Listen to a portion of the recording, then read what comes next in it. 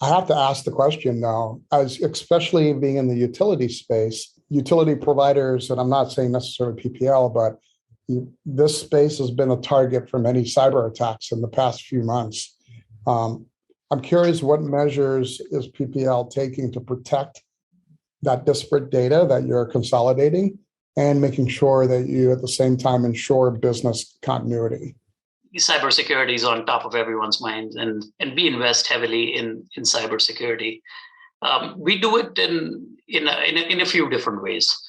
So one of the ways is that we have effective governance around security, risk, and compliance. So all of our systems undergo security assessment, and then there are policies that need to be followed down to the T, right? From a compliance perspective, we work with regulatory bodies like the Pennsylvania Public Utility Commission, North America Energy Reliability Corporation, and even Sarbanes-Oxley to make sure that we are compliant with all aspects of cybersecurity. Every day we get over 500,000 spam messages that we block. Right, proactively block. We get 75,000 plus web request attacks that we monitor and put them to rest. So that is always on our mind. And then all these things happen within PPL. What we then do is we share this information with other key stakeholders. We collaborate. So we collaborate and share this information with law enforcement, the Edison Electric Institute, the Electricity Information Sharing and Analysis Center, and even the FBI. So it's not just about PPL managing their cybersecurity, but we want to make sure that cybersecurity as a whole then has a much better response mechanism. No, I actually love that, especially PPL participating in what we would consider critical infrastructure. That's great to hear that there's not only an internal approach, but a more community and sector-driven approach. So I love hearing that. And it sounds like PPL is doing great things. A question for you, what's one thing you wish you had known 2 years ago as it pertains to data and analytics? If you could look back and say, I wish I had known this when, back at that time, what would that be? That's a tough one, actually. But let's say if I had the magic mirror, right? I would have loved to know about the acceleration that digital platforms would take off in the past 2 years.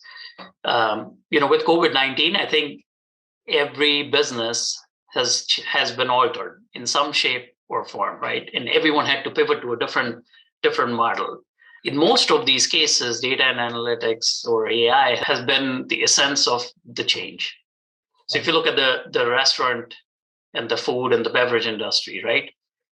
Having a contactless yet personalized experience with the consumers became of prime importance. So not only did they have to make sure that they're serving their customers the same way, but even in a better manner in some cases, right? And so all this would not have been possible if we didn't have the data or and the AI behind this to support these kinds of transformations. So if I would have known the pace at which transformation would have taken place, I could have learned a little bit more on how to address some of the upcoming new ways of working.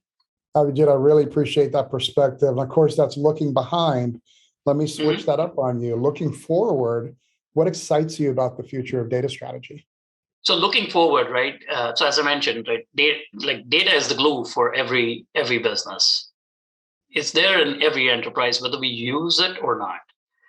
We've moved from data strategy being let's solve a certain business need or certain specific business needs to now being a key differentiator for companies, right?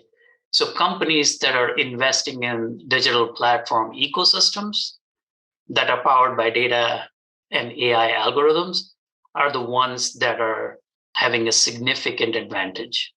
So for example, take a look at Apple, right? So we all know Apple for their phones. We know Apple for the phones, iPads, watches, etc. But what they've built is an ecosystem of not just products, but they've coupled it with services through their app store, as well as other services like the fitness and health services that are tying everything together. So what that does is they can now leverage, one aspect more than the other when they need to. And they've also partnered with other people are putting things up through their app store. They're getting cut off the revenue.